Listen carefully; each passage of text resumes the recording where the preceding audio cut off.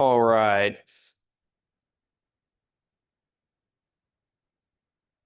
Okay, so we're going to go ahead and get started with our General Assembly today.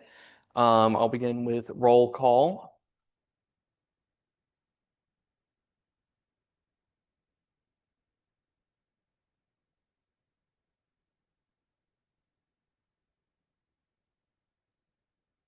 Oh, hello. Wow, that's not cool. Ready? Senator Bergara. No. Okay. Senator Orajaka. Senator Flannery. Thank you. Senator Gasso.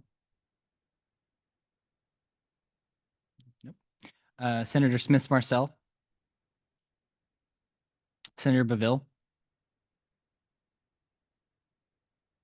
I just saw you. Senator Szilard. Thank you. Senator Morris. Nope, it's not here. Senator Williams. Senator Joyce. Senator Ontiveros. Thank you. Senator Medina. Tell you.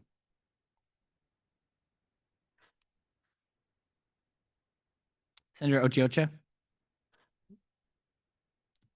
Senator Armstrong. Senator Dumas. Senator Lubale.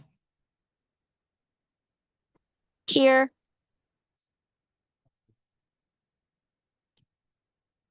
Senator Guerra. Senator Parchman. No Parchman. Senator Ronces. Senator Khalid.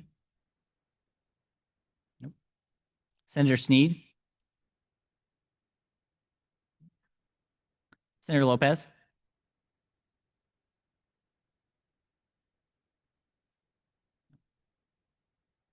Senator Coburn. Senator Betancourt. Senator Seeley. Senator Houston. Senator Goldthorpe. Senator Yezik. Senator Muta. Nope. Senator Meyer. Senator Taylor. Senator Block. Senator Ramirez. Senator Whitsitt. Senator Sita.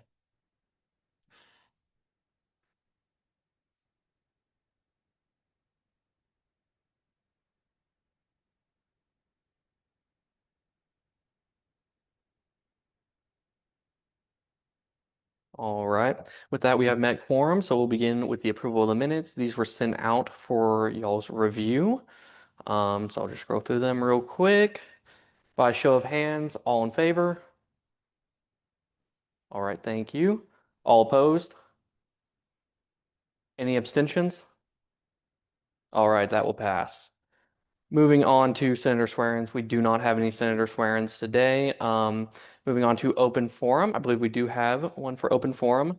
Just as a reminder, they will have 5 minutes to speak and the floor will not open for questions. It will be timed by Chief of Staff Burns.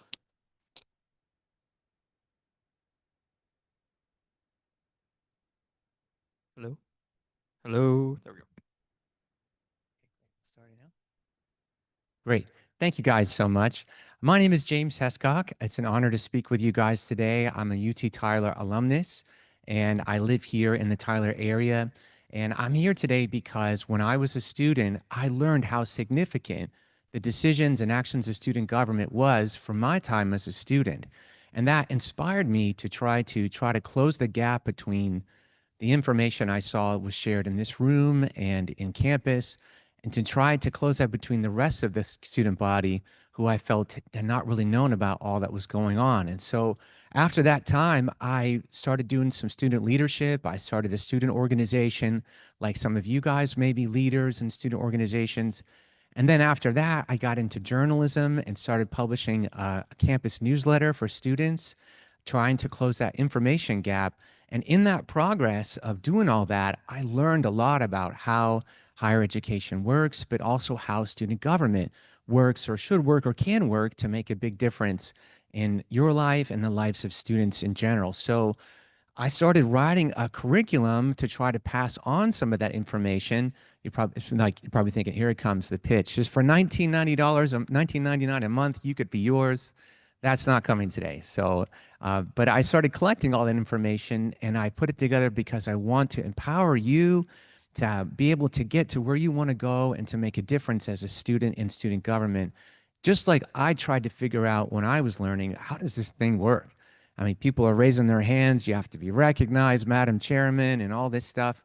It takes some interpretation.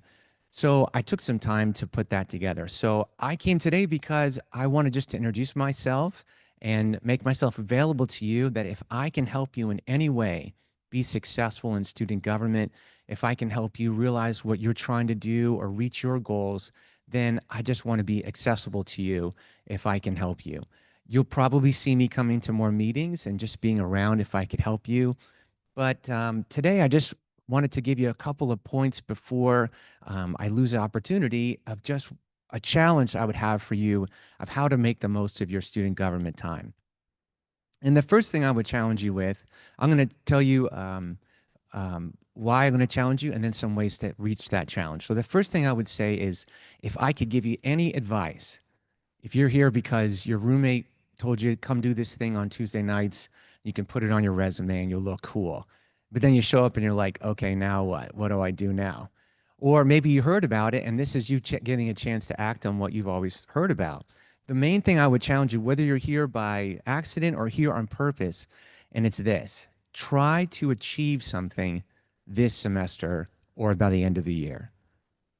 Try to accomplish something.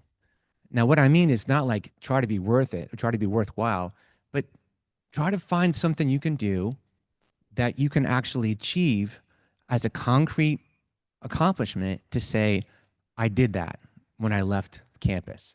Whether that's you want to add more kale to the cafeteria menu because kale's good for you, right? Even though and it has to be because it tastes bad. So, of course, it's good for you. Or maybe you want to improve the parking situation. Whatever it is, try to find and be on the search for how can I achieve something? How can I get something on my record? How can I put something down as saying I did X or Y when I was here in student government? And if you can do that, you can become a subject matter expert. You can be, oh, yeah, that's that girl who did that thing when I was in college. Yeah, I should ask her. She would know. Or, there's that guy who ran midnight breakfast. How do you do that? Tell me. And how did you do volunteers? And who helped you? Where are they? You can kind of develop a brand where you become an authority on something that's important to you. So that's I try to make a goal to do that. Here's a couple ways to get there quickly, and then I'll close. One, pick a topic, just something. Find it, research it, master it, figure it out. You're not going to know it first, but do your research. Pick a topic. The second thing I would say is here's why you should join a committee. Join a committee because it's a platform for you to prove and demonstrate your leadership. You may not know what that's going to look like. Go ahead and do it now and just try and fail because that's what college is all about. And then lastly, try to find something that you can do that you can bring others with, and then you can become a real leader. So I encourage you with these things. I'm available to you. If I can help you get there faster, that's what I'm here, and I'm grateful to be a part of this. Thank you guys for having me.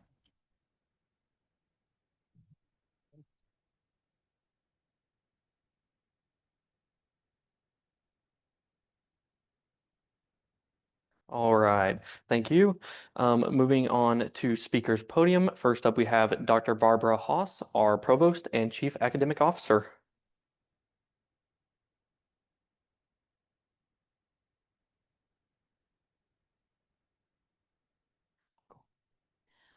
Well, good evening. It's good to see you again. My last time I just popped by to say hello and introduce myself, but I've got a few minutes to spend with you today.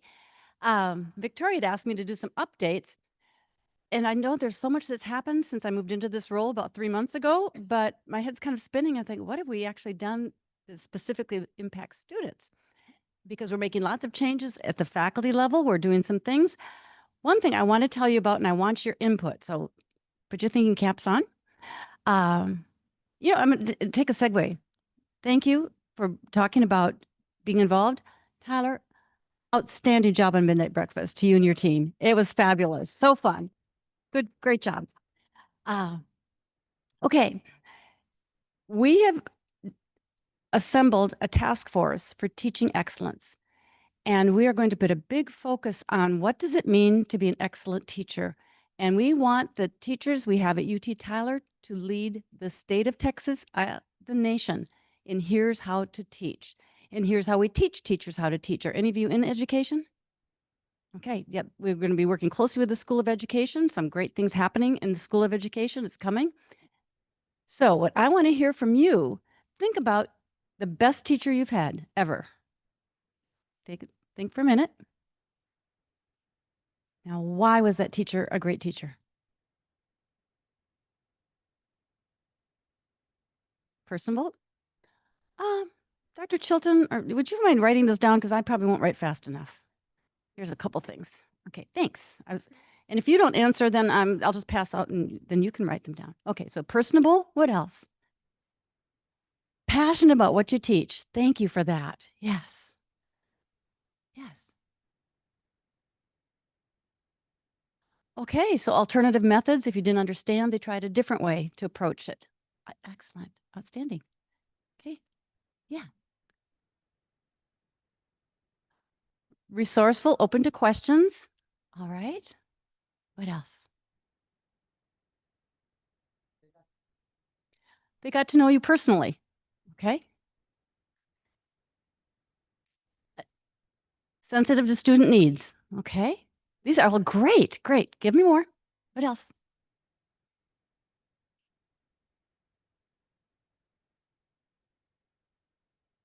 Okay. So they seek to understand your opinions. Okay. Understanding. Anything else?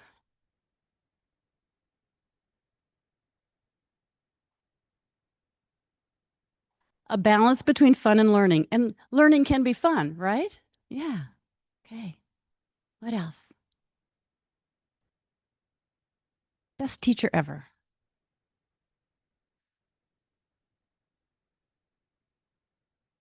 They pushed you to go beyond. So pushed your limits.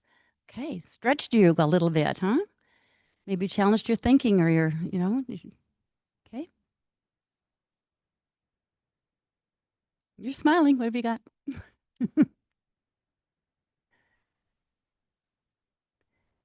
Anything else that makes a great teacher? Allow for discussion. So time for discussion. They're called teacher pauses.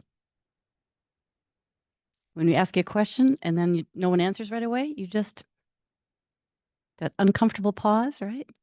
Till someone says, oh, I have to say something. And then it starts the ball rolling, right? And everyone's got something to say. Yeah. Engaging, encouraging. Any other adjectives or descriptors? Yes.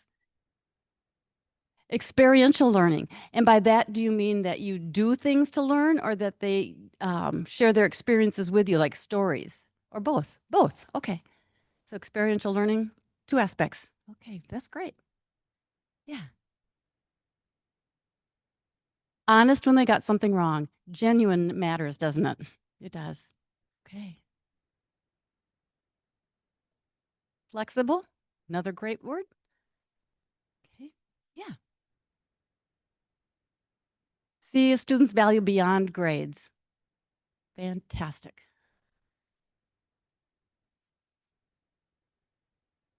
Anything else? Fought for their students, advocated for them, stood up for them. Okay. Yes.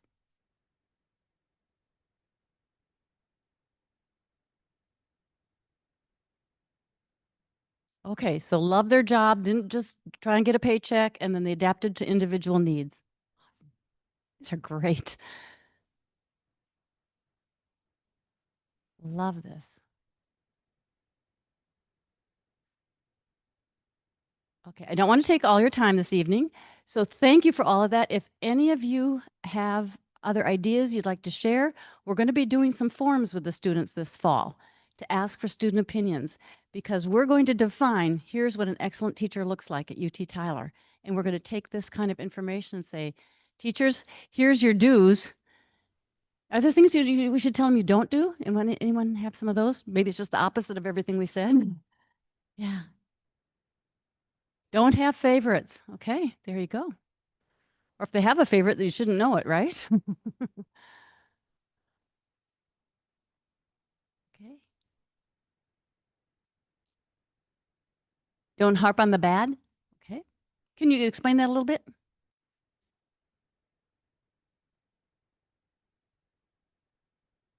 Oh, okay. So they focus on the bad stuff. Yeah. Rather than saying, y'all didn't study, you all failed, you're miserable. Like, obviously, I didn't get my point across. How can I help you understand this better? Okay. Oh, my goodness. Really? Yeah. Do not say no one's ever received an A. You're all starting out with an A. It's your job. It's up to you if you lose it or not. How about that? Okay. Oh, right? Don't read off the slides. And I'm seeing some head nods there. I'm with you on that one. I've gone to presentations where they do that. It's like, okay. Don't minimize students' emotions. Thank you. Yeah. Yes.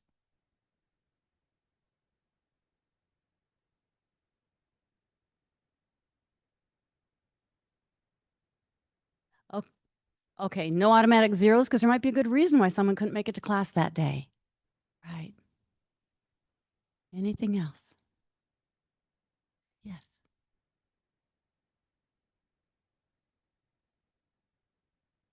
Okay, so this is the positive one now, working to help students understand how this class applies to their future success. Yeah. Yes. Oh, don't close the door on students who are late. Okay. Being someone who kind of races into the last minute, I understand that one. Okay. Anything else you'd like to share? Yeah.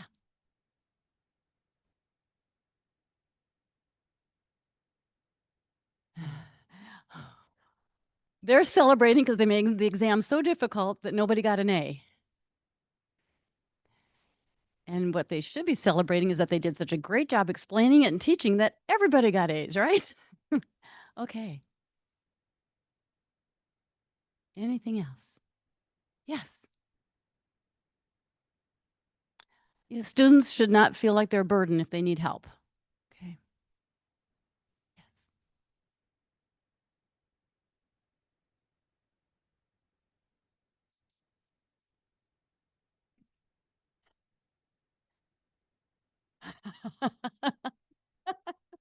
I'm sorry. Okay. I'm assuming that's happened. So don't tell the students that rate your professor is wrong and that they truly are the best professor you'll ever have. Okay. Yeah, let's not share that. Okay. Yeah. Don't switch personalities after the drop. Oh, okay. Don't switch personalities after the drop date. As in, everything's wonderful until the drop date, too late to drop the class. And so now the real teacher comes out. Yeah.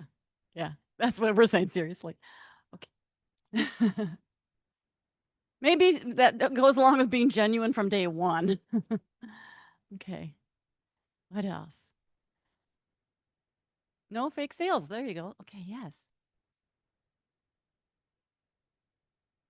Multiple ways of contact other than just office hours and email. Any suggestions for that? Oh, multiple options. Like if they can't make all office hours, may at least have by appointments or another time that they might be available for you. Okay. Okay. This is all really great stuff. Thank you. Thank you. Yes.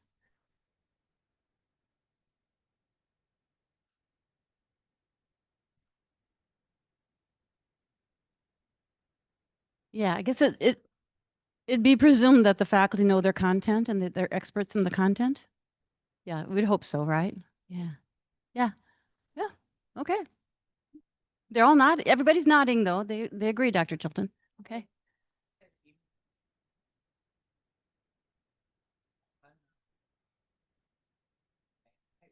Neither of us gonna have to do this problem. That process of trying to figure it out, you never get one wrong again. Because I think that's more valuable than just having it work.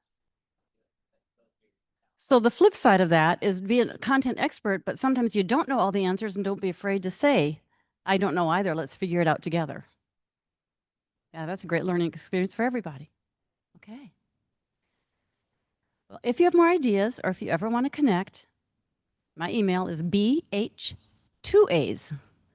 So BHAAS as in sugar at uttyler.edu. Okay. So thank you. Thank you for your attention. I'm going to bring this back. The task force meets tomorrow afternoon. I can't wait to share this with them to say here's a good start for our student forums. And this came from the SGA. So thank you all.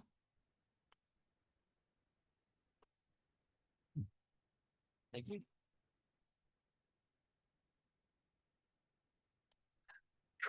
All right, moving on to our next speaker's podium, we have Dr. Margaret Ruel, our Interim Dean of Students, Nursing Associate Dean over Student Affairs, and Dr. Jennifer Chilton, our Interim Nursing Dean.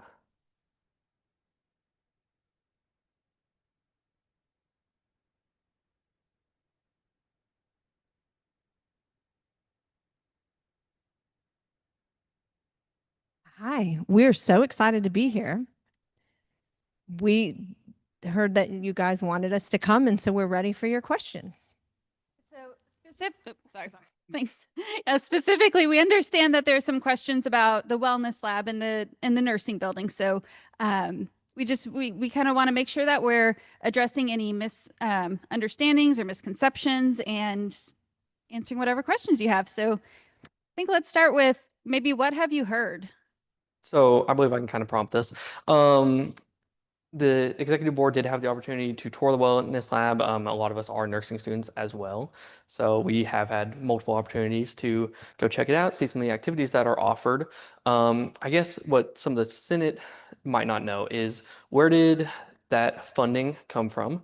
And what is, I guess, some of the future plans for it, along with kind of the process to get that funding? Why does nursing have this, but not necessarily every college?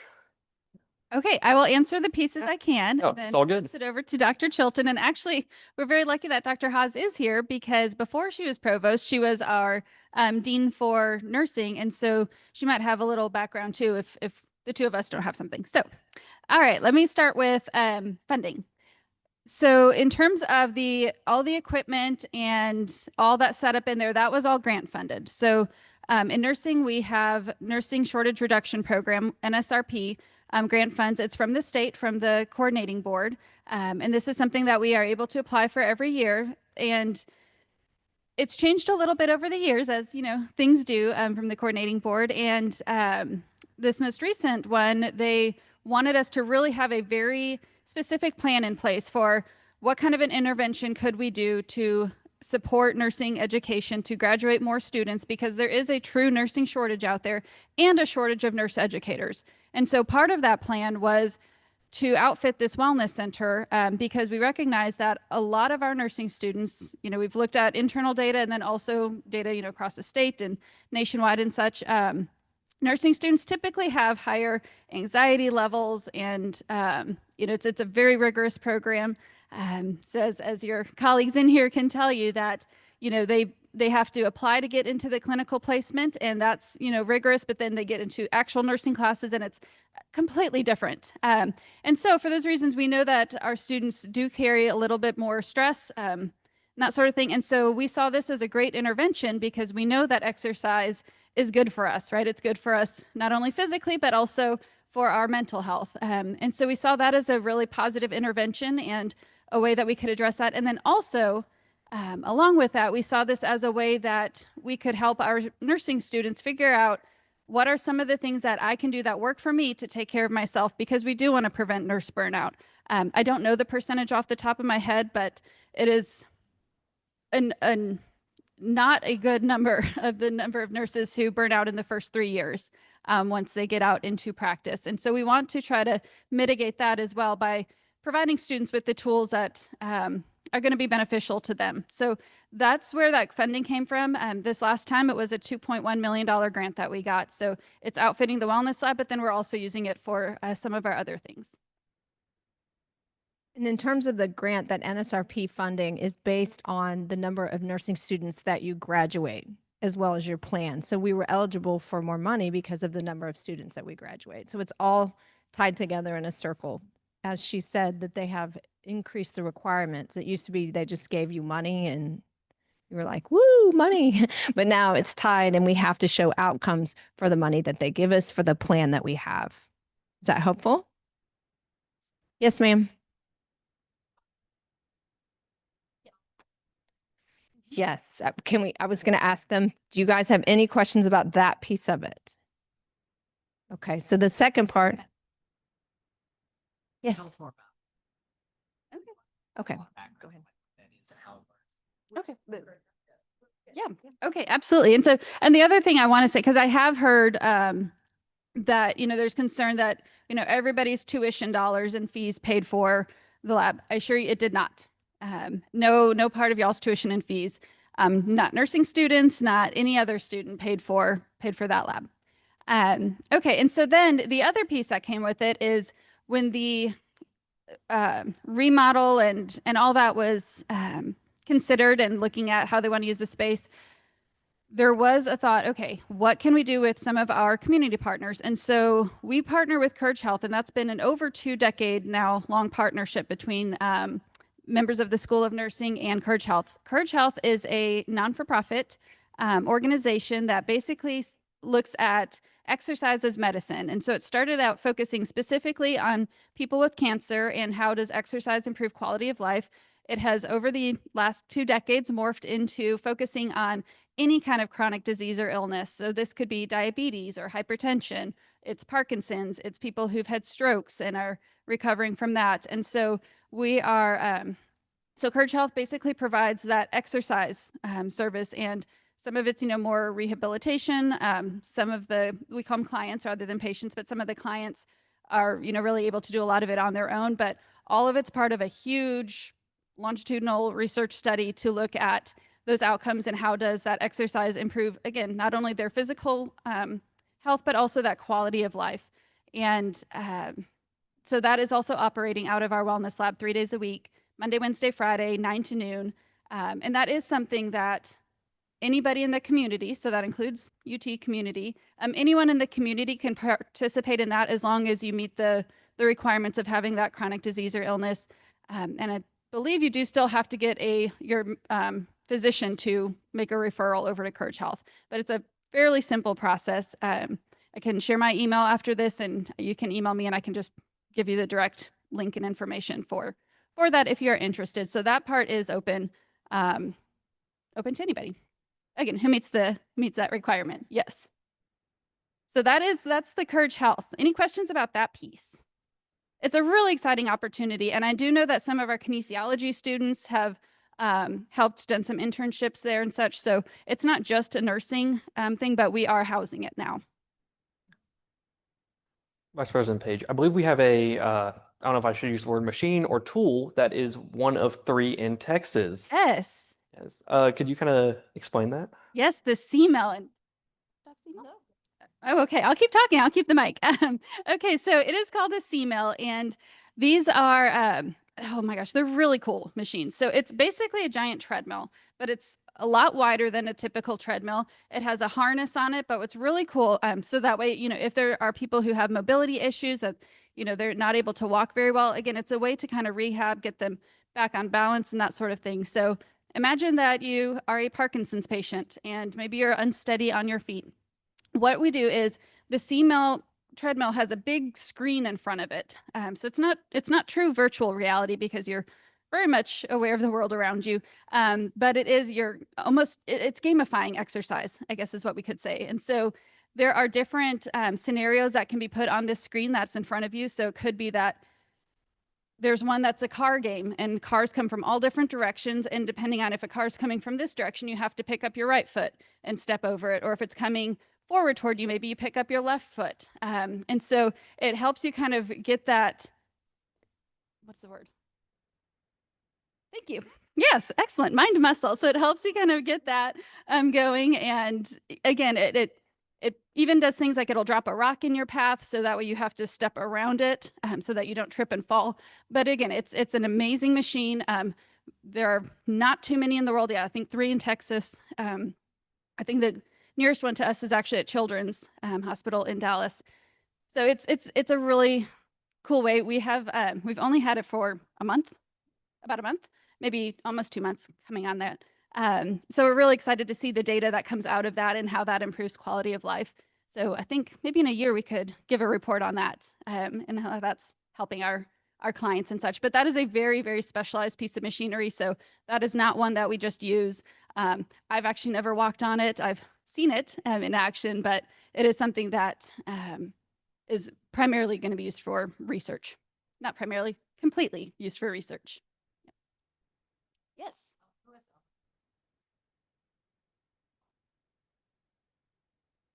I'm gonna let Dr. Hilton answer research Oh, questions. wow.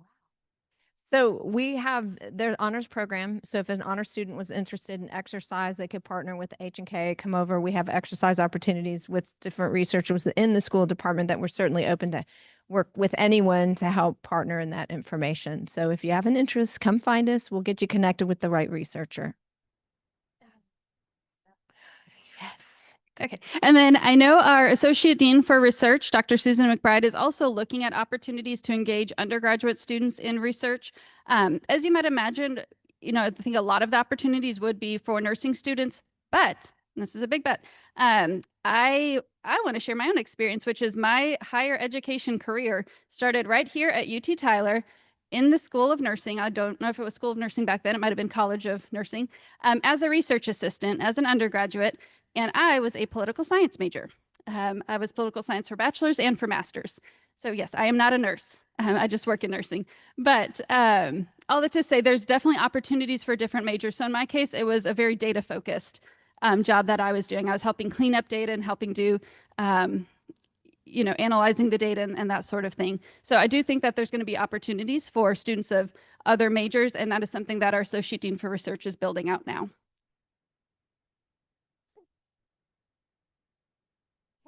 Thanks for having us. Do y'all have any other questions? We do encourage you to continue to work out in your world too, because you do pay fees for that, the health, the HPC. So make sure that you're working out and taking care of yourself too. All new equipment, right? Saw that? Yes. Some new stuff. Beautiful space. Yep. So thank you. Yeah. I applaud you guys for being here. Thank you for doing this for yourselves. It's a great for contributing to our university. So thank you. Thank you.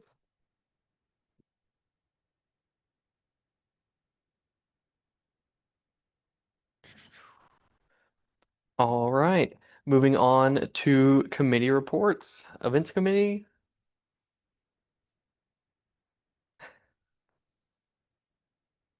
There should be mics floating around as well. I think there's 2 out there, and then we have more.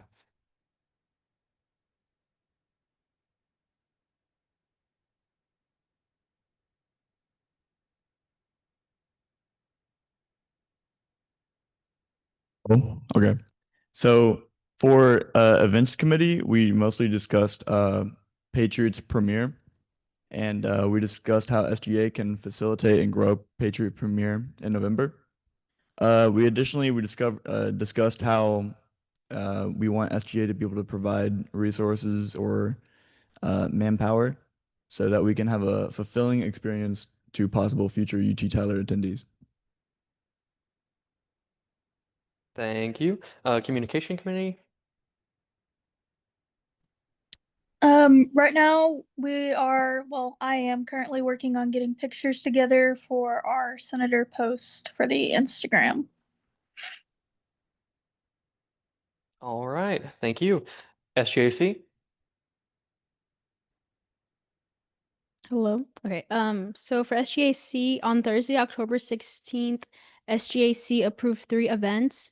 The Black Students Association requested $146.77 in Slim's Chicken and Walmart items for their Scream and Paint event set to be held on October 28th, 2025, and was approved for an amount up to 146 with 77 cents. The Rolling Patriots Guild requested $141.82 in CC's Pizza and Walmart items for their board game casino night set to be held on 10/24/2025 and was approved for an amount up to $170. Society of Women Engineers requested $99.97 in Bruno's Pizza and Walmart items for their Women Engineers Speaker Series and Audience Q&A set to be held on 10/30/2025 and was approved for an amount up to $99.97. Lastly, American Medical Students Association requested $40.29 in Walmart items for their You Belong in Medicine panel set to be held on 11/06/2025 and was approved for an amount up to $40.29. Thank you. Rules Committee? Last week, rules met on Thursday at 6:30 and talked about the amendment and continued to make changes. The final draft is in the works and it is going to be hopefully reviewed and voted on by Rules Committee on Thursday to be presented to General Assembly on next Tuesday, October 28th. Thank you.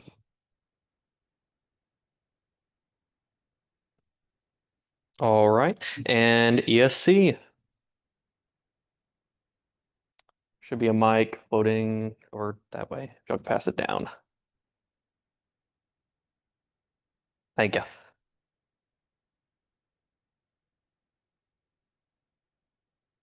So far, Senator Szilard, so far we have not met. I'm still waiting to meet with Bonnie Davis.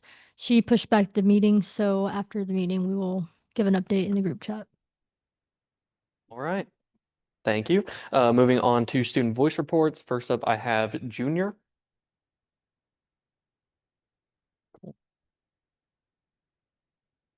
Senator Seeley, I have not been able to meet with the Dean of Students yet, but just talking to members of the junior class, one issue I've still heard talking about, I don't even know if I have to say it, is parking.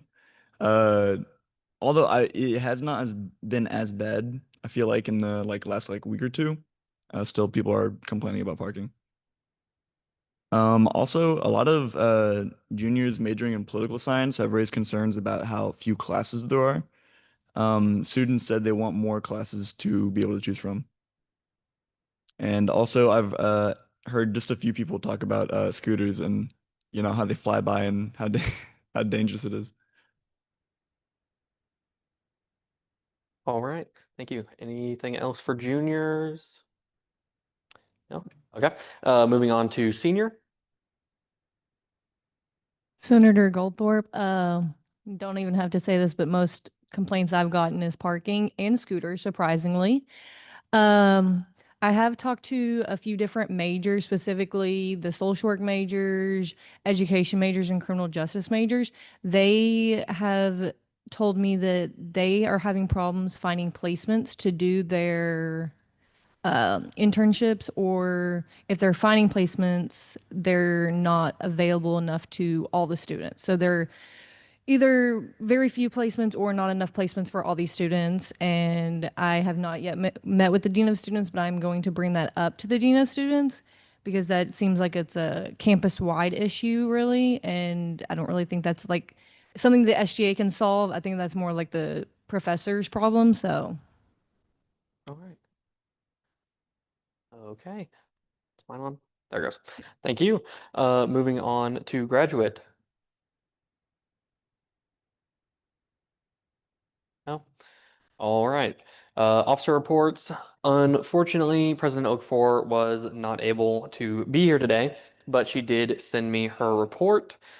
She said, today I met with Dr. Sam Ferguson, interim vice president of student success, to discuss several high priority items directly impacting the student experience. International student inclusion. We explored strategies to enhance the sense of welcome and belonging for our international students, specifically focusing on ways that they can see their cultures and identities reflected on campus. We just discussed implementing a faux exchange or homestay program during academic breaks. Dr. Ferguson noted this is an initiative he successfully implemented at a previous institution, which positions us well to advance the concept here. Next up, campus mobility and safety, specifically scooters. We addressed the ongoing issue of scooter usage on campus, specifically discussing policy and enforcement around parking, speed, and congestion in high traffic pedestrian areas to ensure overall campus safety.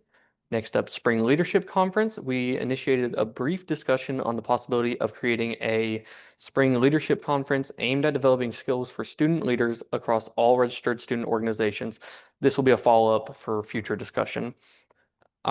She also held her weekly one-on-one meeting with Josh today, which focused on routine operational check-ins, budget management, and ensuring our internal committee action items are on track following the last General Assembly meeting. For my report, we met with events committee last week to talk about Patriot Premier. This was something that we kind of tried to expand upon last semester, and unfortunately, due to scheduling issues, it just kind of fell through the cracks. So we will be opening it up for further discussion this meeting to hopefully, do it this year. And on, I guess, also for me, I'm looking at doing interviews with every member, e-board, judicial board if we have one, and Senate. Because I will be, graduating this December. I'm unfortunately on my way out. And before I go, I would like to do interviews where it's a time for you to say, why did you join SGA? What was, your perception versus possibly the reality? What are some things that you want to see, in the future for SGA?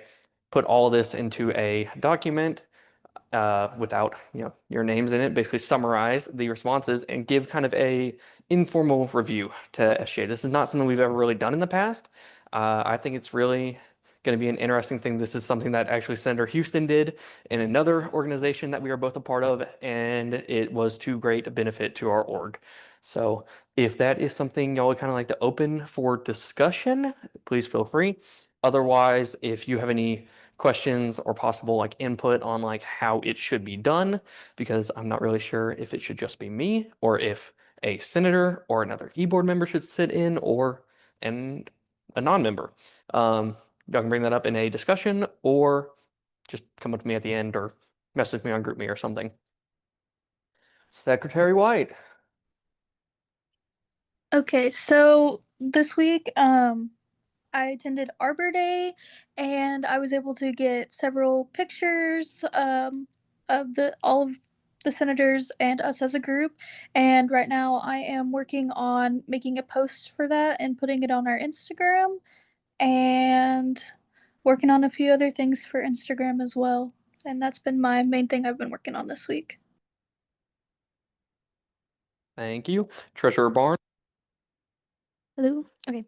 Um, so last week I kind of started initiating a new policy for SGAC that I'm working on right now that kind of solidifies when exactly SGAC event requests need to be submitted through Patriots Engage. So I've kind of been hacking out that. I also attended Arbor Day, which was a wonderful opportunity to engage with other students on our campus and kind of learn about the environment in that regard.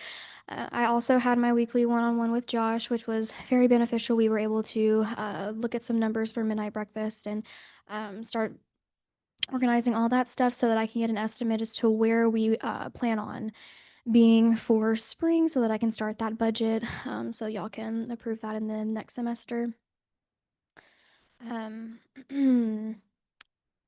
Think that about covers it. Yes. Thank you.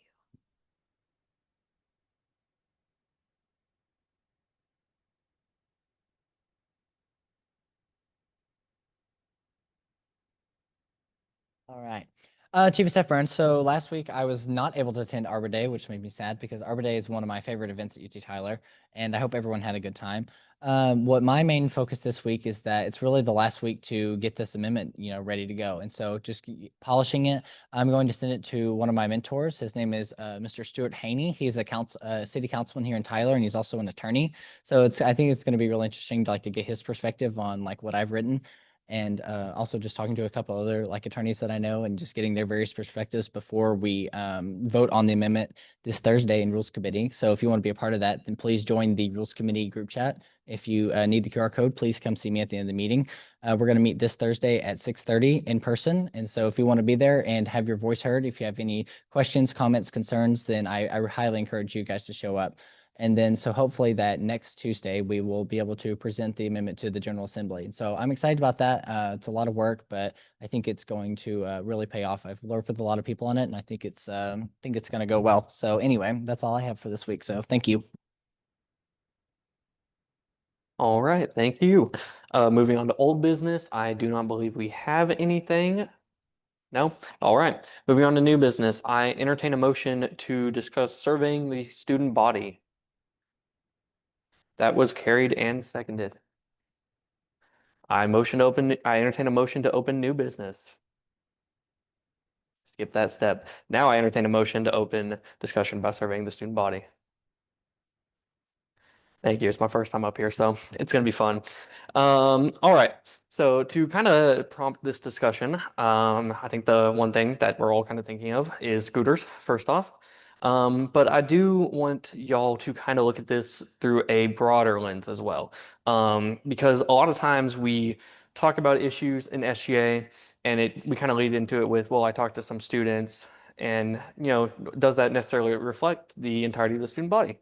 And oftentimes we don't necessarily have the data to back that up. So, in the future, having data to back things up is obviously makes all of our points a little bit stronger. And I believe that this is a wonderful way to go about it.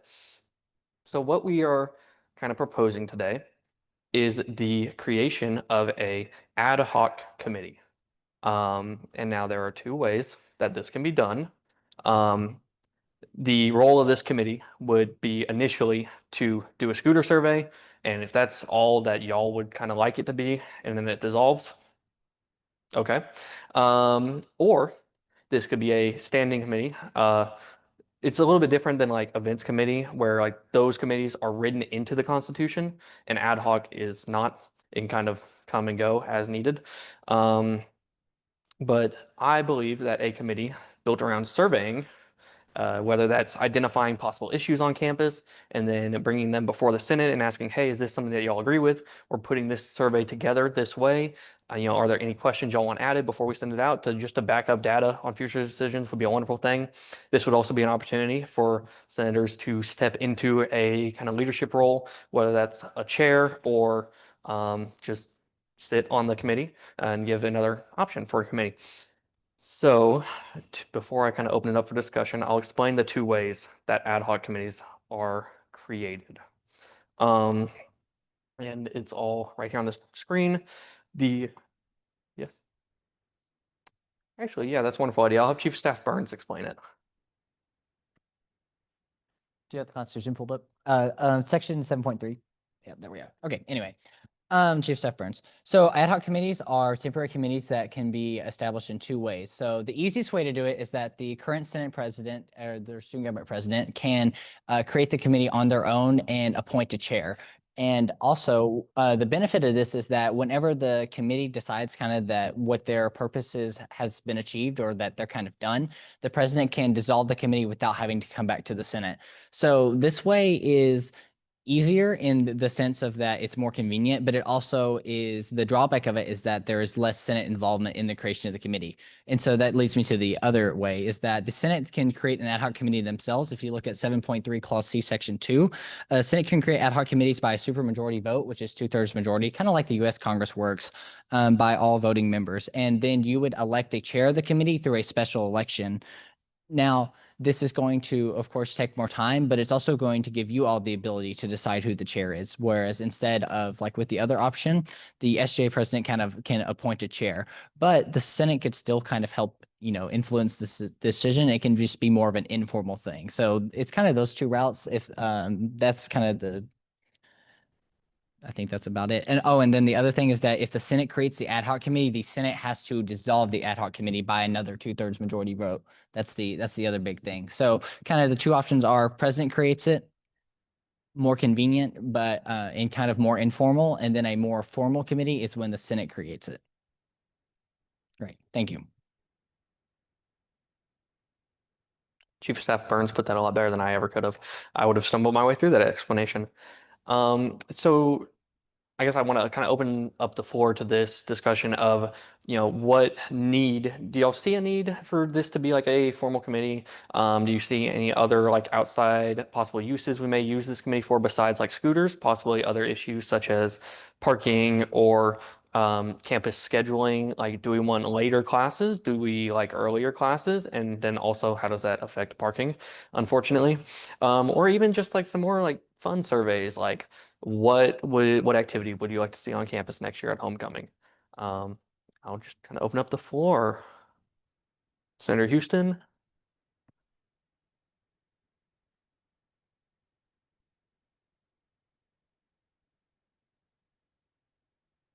So I think in general, this is a really good idea. I think it is important that we do it by committee because of the nature of survey research. As someone who is a political science student that's currently doing survey research, it is to put it bluntly, it can be very complicated, and you have to be very intentional about the questions you ask and think about all of the possibilities. So I would think appointing somebody that is knowledgeable, or having somebody that's knowledgeable as the chair, but also having a committee around them to support them, because it can be such a labor and time intensive process, is important. And I think there is a greater need outside of just the scooter issue, because you can use it to understand better than we can in a person to person idea. You can get a greater idea of what are the issues people actually care about, because we hear about parking constantly, but in the reality of things, do people not care about parking as much as they care about what they're going to do after graduation and not knowing what they're going to do after graduation? Things to that effect. So I think there is a greater need for it outside of just the scooter issue, but that's obviously just my opinion. I'll just fill in real quick. Chief of Staff Burns reminded me that we don't necessarily need a committee to perform a survey. I believe the only requirement for a survey to be like sent out student-wide is approval by the executive board. I believe, yes, kind of. I believe the only requirement for like a student-wide email is like approval by the executive board. Yes. But we would kind of like to do this as a committee, just because we do see like, we would like y'all's input. It also just does open up another opportunity for senators. Oh, that might be me. Okay. Senator Gasu here. I agree with Senator Houston. If necessary, we can have that committee, but it's not like a pricing matter. There is a parking committee, correct? Like a parking. So that is actually different. So the parking committee is the parking appeals committee. That is specifically in regards to ticket appeals. If you get a ticket on campus and you're saying, well, no, I wasn't parked illegally, or I do have a pass, you take it before the committee, in which case they, review the evidence of you were parked illegally or you were not. And then it either your ticket stands or it doesn't. It's less so. This isn't necessarily to fix the issues in regards to parking. It's more so to gather data as a whole. Because we can say all day that we've heard from students, but does that reflect the student body as a whole? Because I believe like the student population now is 11,000, higher 12,000. It is very large and it's only getting bigger. So it is really important to have those hard numbers that whenever we want to bring leadership in here and say, hey, this is what we see as an issue with the student body, instead of saying, I talked to my classmates, we are saying, we talked to the student body and they stand with us on this. Yeah. So, okay, so committee for parking would be great because as somebody who also worked for the Office of Admissions, a lot of the questions that upcoming freshmen or whoever goes on tour, they ask is there going to be parking for my car? And yes, we can sit here all day and try to convince them to come to UT Tyler, but if we have that committee that's showing you guys, like showing Dr. Philly or anybody these facts, then maybe they are able to do something about parking. Other than that, it's going to be a long issue because we don't have a big campus to have such a lot of parking spots. Yeah.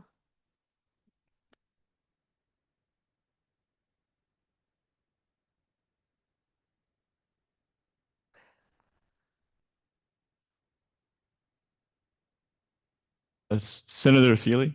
So, just to agree with Senator Houston. Yeah, right now I don't feel like we really have a good way to measure like how people feel about issues, right? Like we can talk to the dean of students, and we can like I guess anecdotally ask people like people we know and talk to like what they feel about, but that's not a good like sample size, right? We need like actual data on what people think. So I think this would be a really good um I think it's a really good idea. And on top of that, I think having an actual committee do it rather than having like, just like having the e-board approve it would also be good because then you have like, a group of people working on the questions being polled on. So, it's more um what am I trying to say? Uh More accurate. More accurate, yeah, yeah, yeah. Or like they can dedicate more time and resources Yeah. to working on the polling and the yeah. But no, I think it would be a really good idea. If I'm remembering my SGA history correctly, this would not be the first time like an ad hoc committee has been created. And I believe ESC began as an ad hoc committee before it's now written into our constitution. So, if we decided we wanted to, trial this for a year and we didn't see much success with it, we could, cut it off there, or it could become written into our constitution and, provide, once again, just another step for senators. Senator Houston?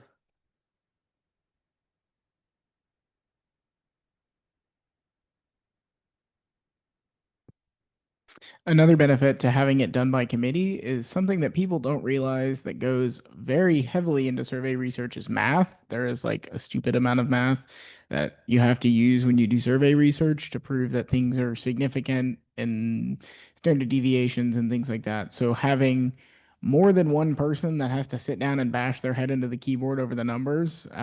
Trust me, I've done it. It's not fun on your own.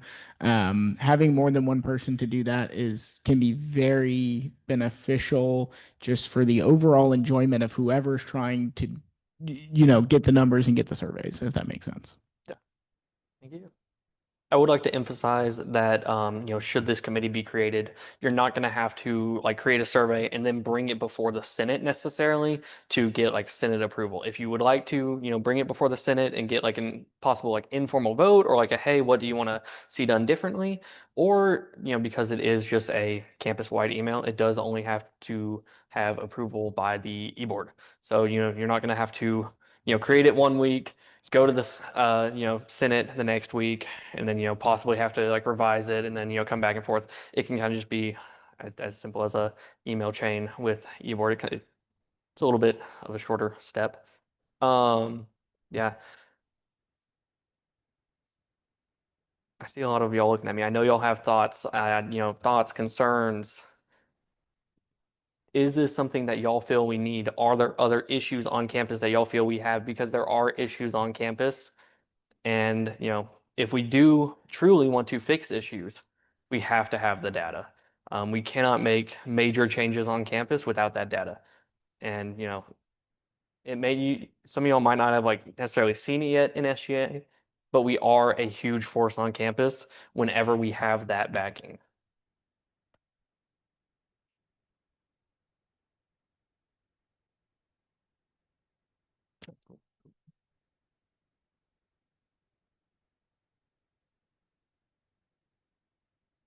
Well, okay. Senator Whitsitt, I do think that we need a committee just for surveys because it just helps us take it to like the next level and bring it up to the dean of students or anybody in charge because like we have the backing. I want to see what do everybody else think about if we want to commit, like if we want to make it through the president or if anybody else wants to do the supermajority vote. Because I feel like if we all agree on this issue, it would be better to do the two-thirds vote. But I want to see what y'all think.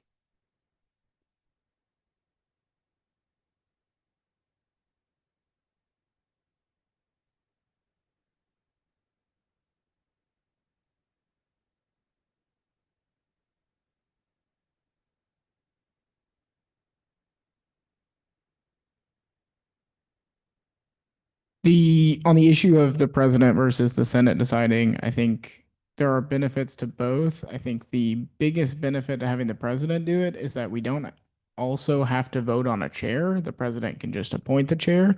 So if we're all in agreement that like, hey, this needs to happen, the president can just go, all right, committee's created, this person's the chair, and we don't have to spend 30 minutes listening to people talk and do all the voting. But there's also the benefit to the voting. Like I see it both ways, but that's just something to consider. I'm gonna give my thoughts on that really quick.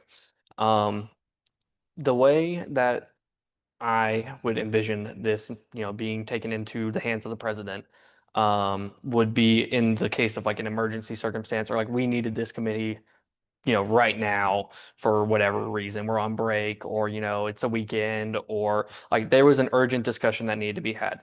This is a much larger, more ongoing discussion that I think we are already kind of having informally. And now we kind of need to start taking those steps to like, okay, we keep saying we want to fix these things. We keep saying we want to fix it. I feel kind of like a broken record, unfortunately.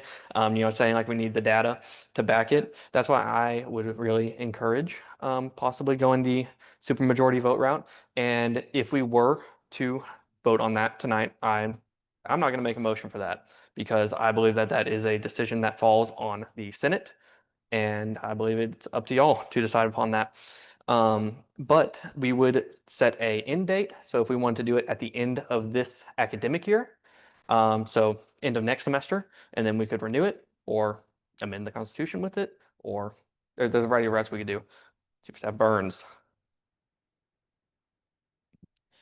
Just a small comment on the end date thing is that the Senate does not have to set an end date for the committee. The Senate, when the Senate wants the committee to end, they just need to bring it up for a vote. Like in the creation of the ad hoc committee, it's just, there is no end date set. The Senate creates the committee, they vote on it by a 2/3 supermajority. And then when the Senate believes the committee should no longer exist, they just bring it up for a vote again. Whoa, okay, sorry, I thought I think one of my questions is that would anyone be interested in being the chair of that committee? Like just informally? Senator Seeley, I was actually just about to ask, can we nominate someone for this or?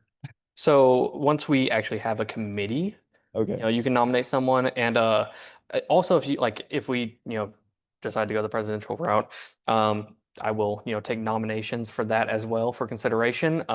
Is the appointee going to be chosen from those nominations? I cannot specify, but that those will be considered. So we shouldn't nominate until we already vote on it, right? That is kind of my understanding and my recommendation. Yes. Okay, that's all I was wondering.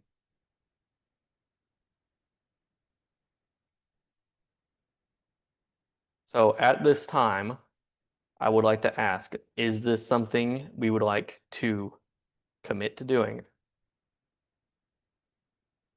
And if so, I need a motion.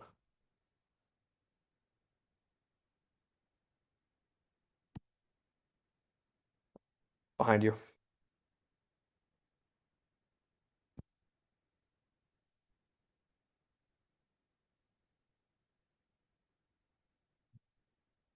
I, Senator Gasu here. I motion to start an ad hoc student voice survey committee.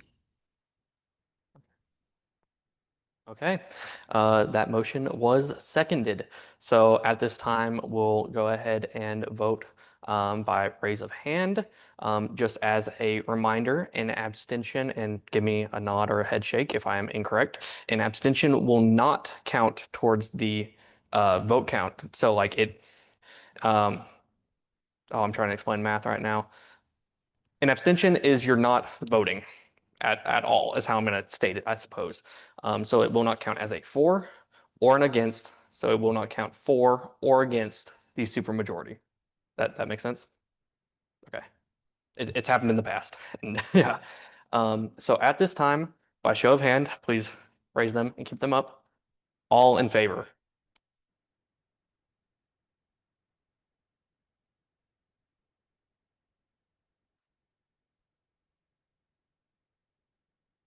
Okay. Okay. Please put your hands down.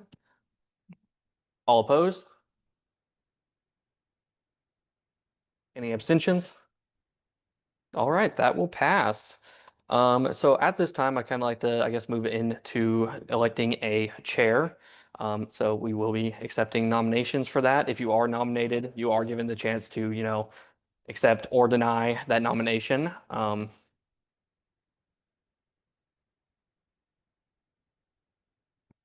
Senator Bevel here. I would like to nominate Senator Houston for this chair.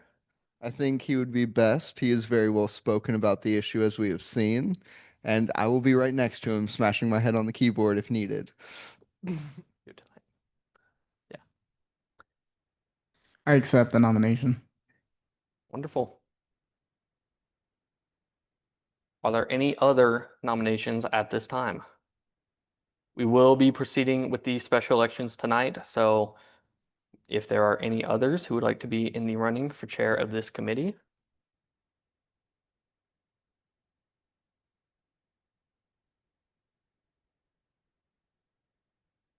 Okay, well, seeing none, last call.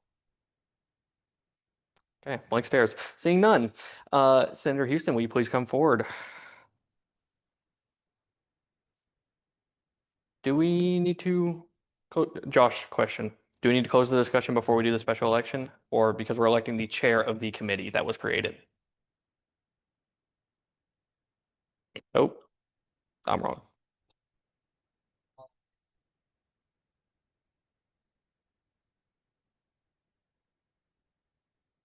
Okay, I entertain a motion to close this discussion.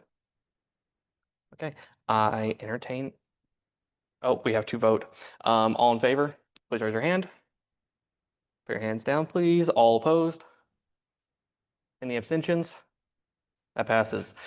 Okay, I entertain a motion to open a special election for the chair of the Student Voice Surveying Committee. Seconded. Awesome. That was carried and seconded. So I believe Senator Houston was nominated, and Senator Houston accepted that nomination. Are there any other nominations at this time? No? All right. I guess we will proceed with the special election process. So if you'll please come forward. Yeah.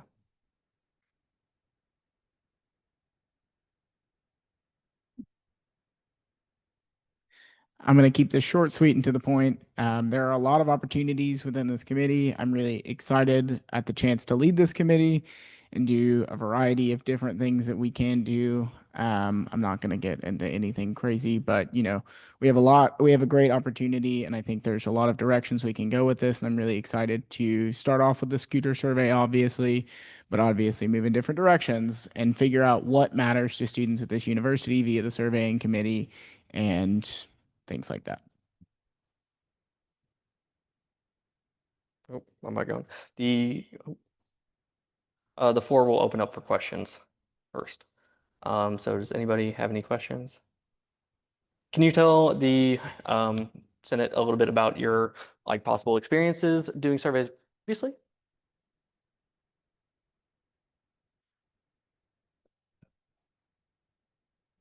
Yeah, so in the past, I have done lots of different surveys, including surveys on I've worked on political campaigns before and done surveys for political campaigns and worked in that area before, but I've also worked in the research aspect of surveying, and I'm currently working on a giant 500 question survey to highlight extremism in United States politics. So I have plenty of experience in that area and have done this a lot. So yeah. Advisor Neves.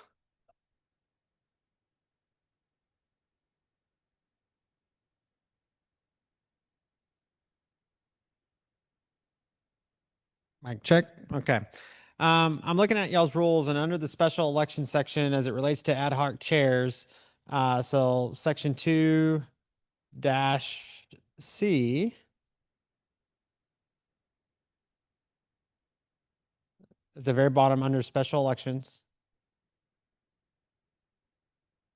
All the way. Keep going.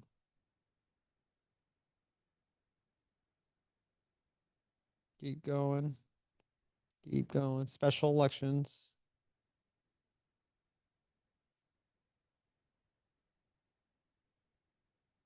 There we go. So this section pertains to ad hoc chairs. So C says candidates shall be given time to speak and take questions during the next regular scheduled General Assembly meeting. Well, all right then.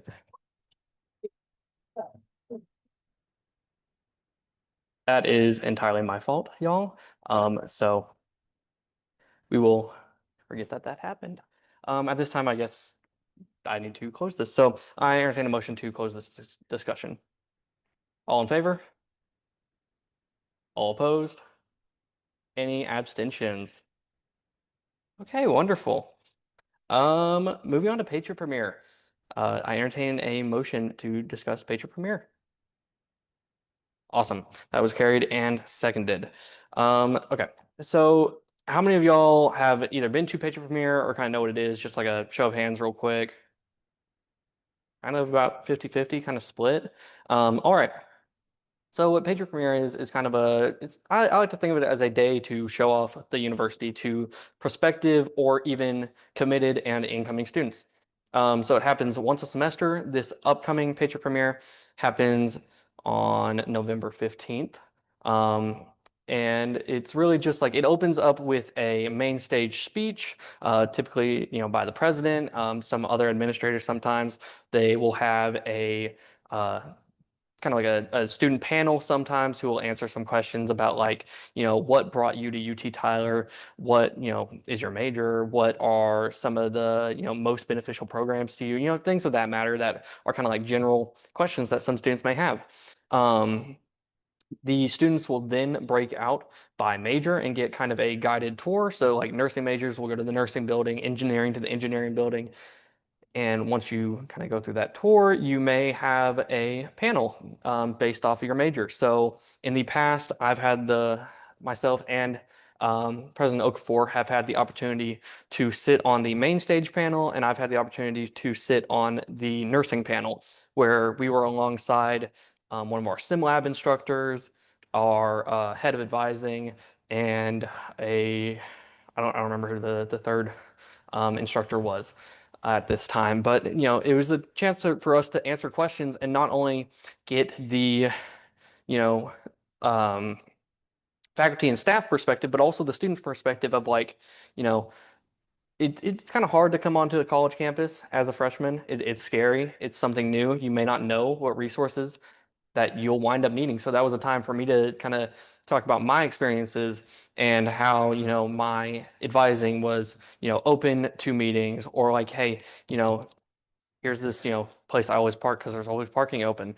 Or even just, fun things or serious things like that, So in the past, SGA hasn't really been involved in this.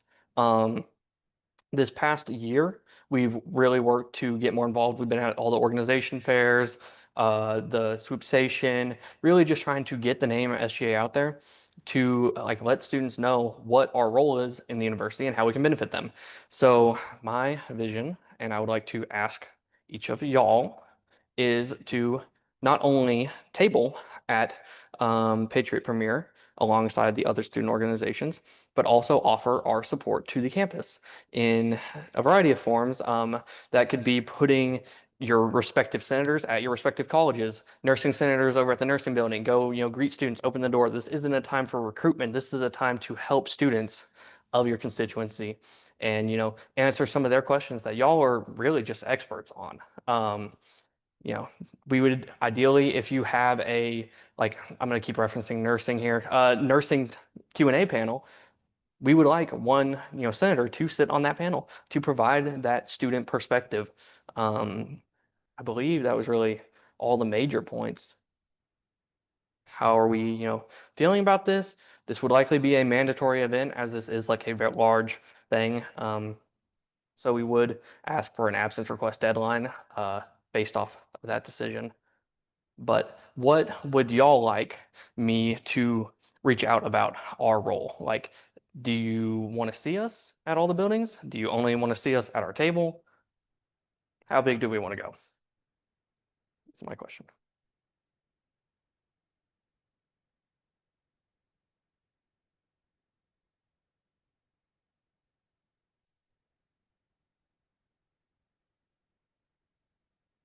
Senator Meyer, I think this would be great for us to be at, seeming that every other organization on campus is here. I think it's important for us to be here. I think if we do it kind of like how we do midnight breakfast, where we have like a table and then we have people in different areas, I think that would be nice. Just so that way, like students can see us in different areas of the school. So like the nursing building, the farm, all the different buildings, engineering and stuff like that. I think if we could reach out and see what ways we can help in each of those different schools, that would be great. And then also just having a table with SGA with like all the other orgs so that when they walk by, if they do have like specific questions about SGA, they could ask. Awesome. If there are any concerns about this, like interlapping with class times, I believe this is on a Saturday.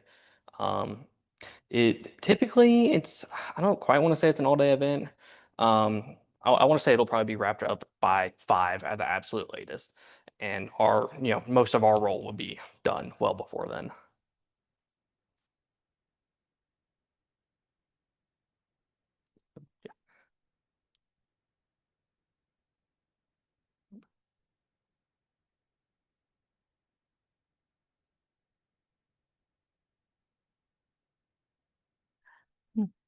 Senator Guerra, I agree with Senator Myers. This would be a really great thing to show off, and just not just our university, but to kind of just represent um all of our degree plans and everything we can offer to prospective students. And I think it also would show off SGA more because we do have freshmen coming in or transfer students who are coming in who have no idea, and we do have student body representatives. So if they come in with the idea of, oh, okay, as soon as I come in, I can go ahead and start joining orgs and I can start participating and becoming a voice. I think it's just such a good idea to be representing uh, everyone. Awesome. All right. Any other concerns? Senator Goldthorpe?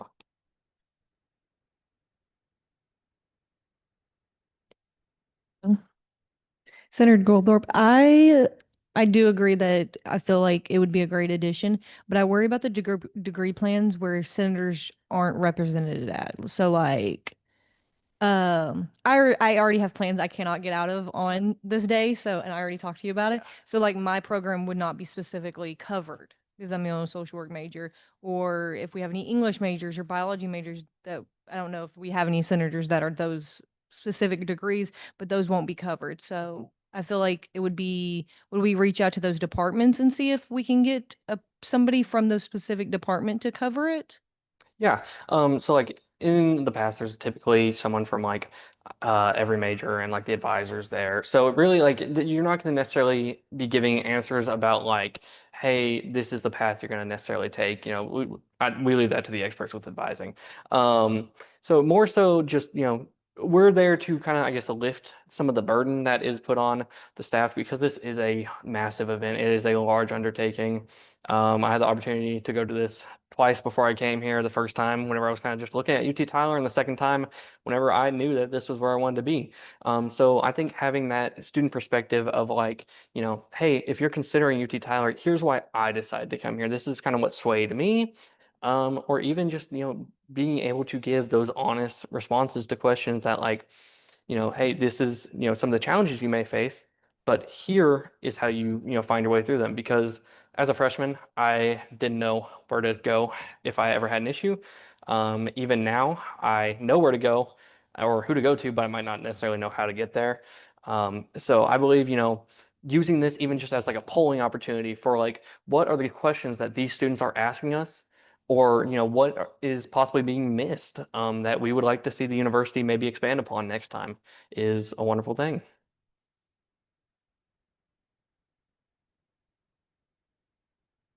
If this is something that the Senate body is in favor of, I would reach out to, I believe, Corbin Hamner to kind of, give our idea of what our commitment would look like.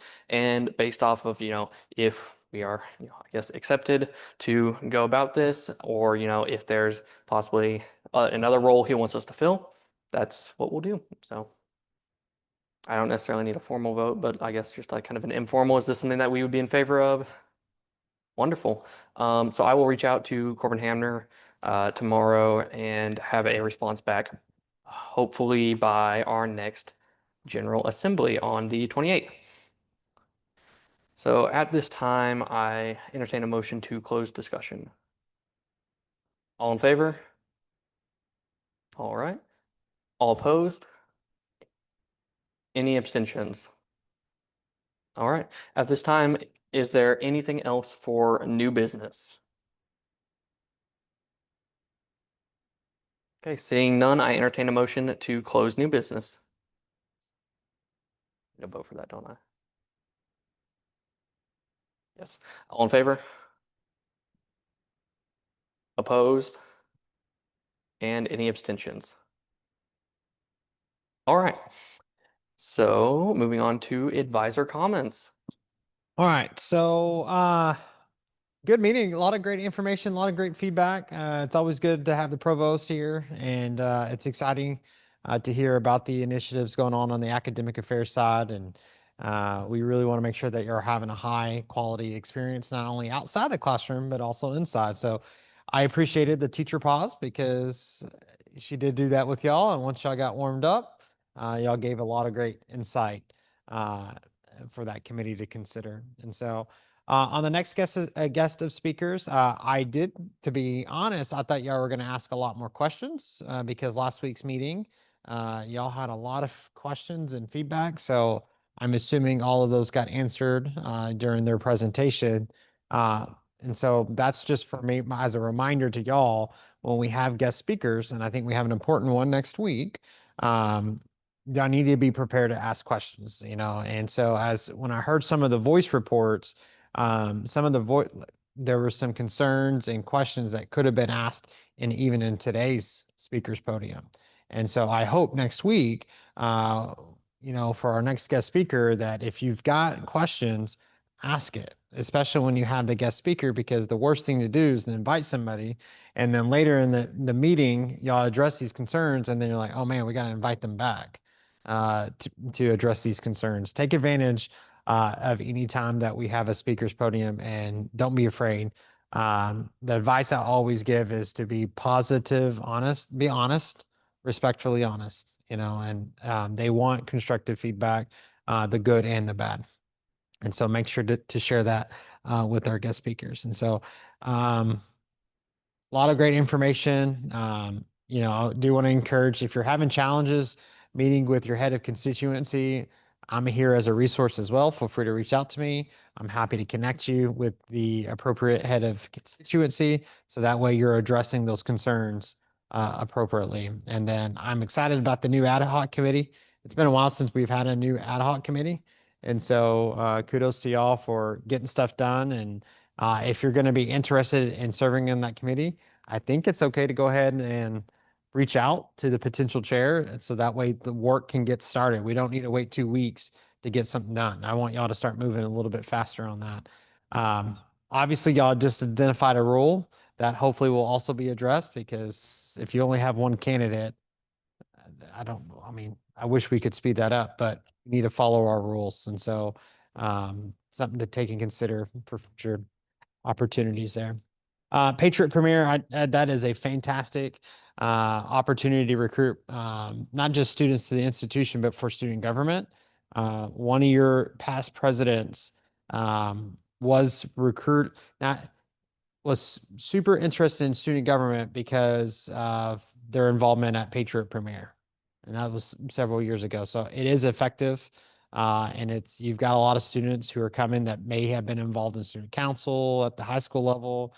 And so it's good for them to be able to see what student government's doing and how it is different, and to continue that experience. And then other than that, just keep up the good work. All the committees are rocking and rolling.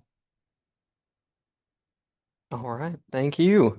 On to announcements. We have the Walk to End Alzheimer's, October 25th at 8 a.m. in Patriot Plaza. If you'd like to volunteer with that, please reach out. Or if you just want to, go walk, please, show up, show out, have a good time. Finals bags, that date's kind of to be determined. That's something that we do each year. We put together like a bunch of little goodie bags with some note cards, maybe like some pens, pencils, some little like goodies like candy, stickers in them, just to kind of, keep people in good spirits around finals. So that'll be something that events committee will take on, and we'll kind of start discussion about that this Wednesday at 5:30. Finally, communication with head of constituency assignment. This is in the Canvas. So as you know, it is mandated by the Constitution that every senator is required to meet one-on-one with the head of their assigned constituency, whether that's your dean, department chair, or the residence coordinator, at least once per academic semester. If you want to go monthly, if you, by some miracle of scheduling, manage to do it weekly, I will be impressed. But yeah, you just got to do it once a semester. So this is really just to build that working relationship and open that line of communication between the students and leadership. So just please submit this assignment. I believe it is due November 2nd. Just upload a file containing a screenshot of an email you have sent to your constituency head with just a formal introduction of who you are, what's your role, senator, and the constituency you represent, the purpose, such as the requirement of the meeting, and some of the concerns that you might have and you'd like to start talking about, and any of their availability. If there are multiple senators per constituency, please don't send multiple emails. Just send like one email, CC each other on it. Try your best to kind of arrange times where you're able to like both meet instead of doing like two back-to-back meetings talking about the same thing. But yeah, other than that, at this time, are there any other announcements? All right, I don't believe so. Our next meeting is October 28th at 5:30 p.m. I'm not entirely sure if it's COB 180. It is okay. It is COB 180. Pay attention to the email should that change. I believe it will be business professional again, so please pay attention to the email should that change. At this time, I entertain a motion to adjourn. That was carried and seconded.